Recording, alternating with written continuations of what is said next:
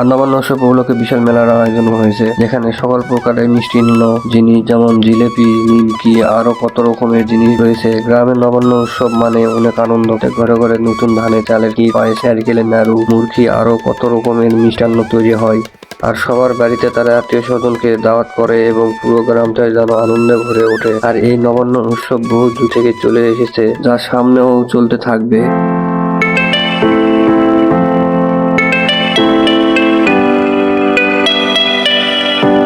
আর এদিকে দুপুরে খাবারের জন্য রান্নার কাজ প্রায় শেষের দিকে চলে এসেছে। এখানে কালাই ঘাটি এবং ভাতের আয়োজন করা হয়েছে, যেটি আমাদের গ্রাম বাংলায় খুব সুস্বাদু এবং পরিচিত খাবার হিসেবে গণ্য করা হয়।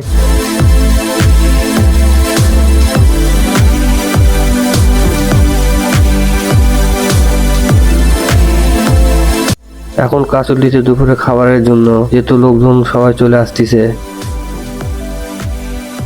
সেহেতু এখানে বসার ব্যবস্থা করা হয়েছে এবং আশপাশে অনেক লোক দাঁড়িয়ে আছে। আর সকালে বসলে তাদেরকে খাবার পরিবেশন করানো হবে।